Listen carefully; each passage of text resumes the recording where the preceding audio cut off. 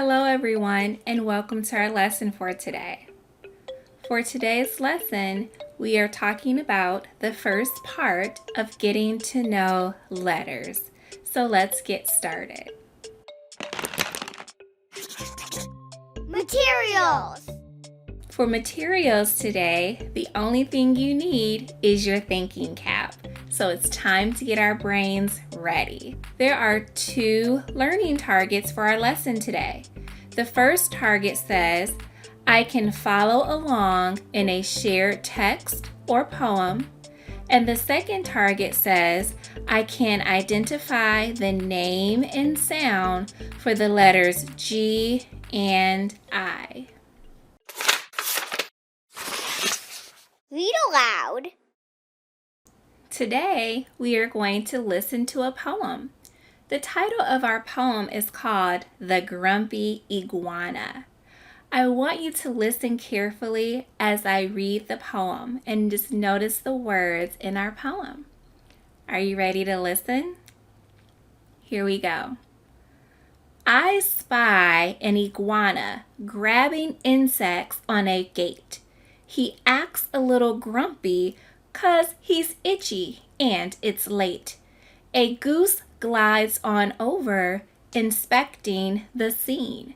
The iguana ignores her. That's really quite mean. The goose inches closer. She says, "Good evening to you. I'll give you some grapes. That's what I'll do." "Oh, thank you," says Iguana. "Now I don't feel so blue." Did you hear any words that rhymed in this part of the poem? I heard the words gate and late, and I heard seen and mean. I'm going to read the second part of the poem again, and I want you to listen and see if you hear any more rhyming words. Here's the second part. The goose inches closer. She says, "Good evening to you. I'll give you some grapes. That's what I'll do." "Oh, thank you," says Iguana. "Now I don't feel so blue." What rhyming words do you hear in this part of the poem? Yes, I heard the words you and do and blue. Nice rhyming. Sounds. This picture shows a goose. The sound we hear at the beginning of the word goose is the G sound. Can you make that sound? G. That sound is for the letter G. The letter G says G.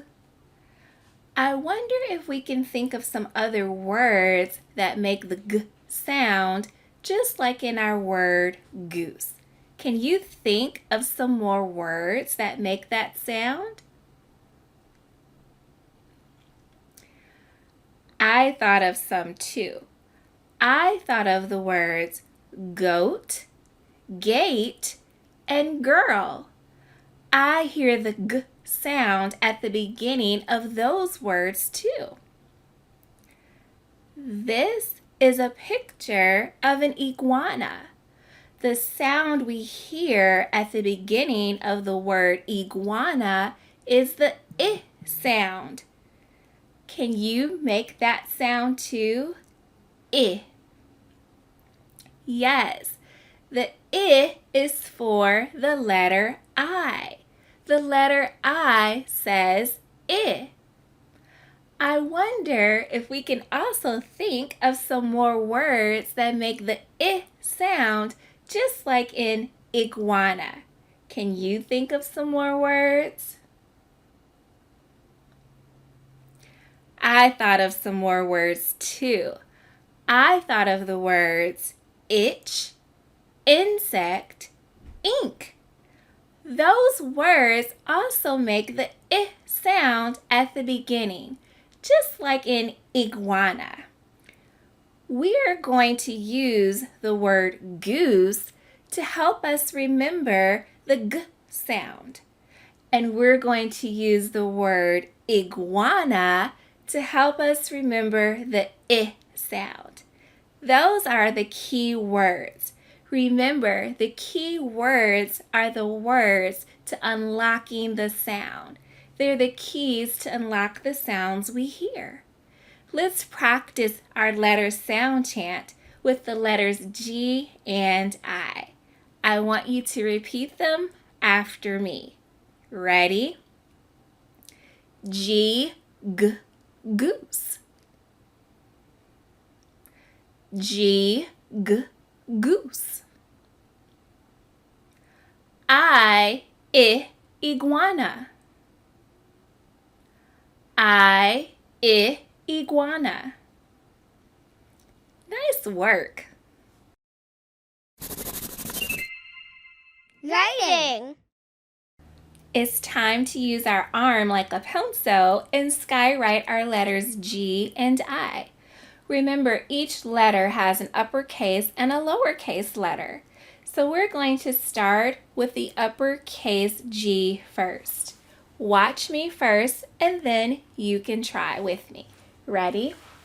With the uppercase G, I start at the headline and I drag my finger in a curve to the left all the way around, all the way to the foot line, and I come back up to the middle line or the belly line, and then I go in with a line just a little bit back to my curve.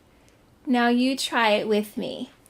Fingers up, we're starting at the headline, we curve to the left all the way around, going all the way to the foot line, coming back up to the belly line, and go in just a little bit back to our curve. And we've made our uppercase G.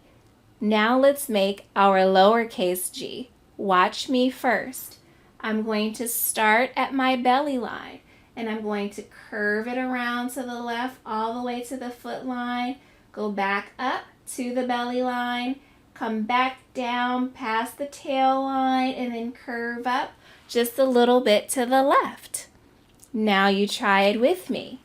We're starting at the belly line. We're going to curve around to the left to the foot line, back up to the belly line, come down to the tail line, and then curve up just a little bit to the left. And we've made our lowercase g. Now let's try to skywrite our uppercase I. Watch me first. I'm going to start at the headline and drag my finger all the way down to the foot line, then go back up to the headline and cross at the top of my headline, and then come to the foot line and cross at the bottom for my foot line. Now you help and try with me. Ready? Fingers up. We're going to start at the headline, drag it all the way down to the foot line, come back up and cross at the headline, and then come to the foot line and cross at the bottom for our foot line, and we've made our uppercase I. Now let's try the lowercase I. Watch first. Starting at the belly line, dragging my finger down to my foot line, and then putting a little dot right on top of my I. Now try with me. Starting at the belly line, drag it down to the foot line, and then come up and put a little dot right on top. And we've made our lowercase I. Nice work skywriting. Closing reflection. When we see the letter G, how can we remember the sound it makes? Yes, think about the key word for the letter G, which is the goose, and think about the G sound you hear at the beginning of the word. Nice job. We've met G and I. In the next lesson, we'll get to know them even better and learn how to write them. Thanks for learning with me today. We met our learning targets again as we shared a poem and we identified the letters G and I. I hope you had fun learning, and I will see you next time. Bye.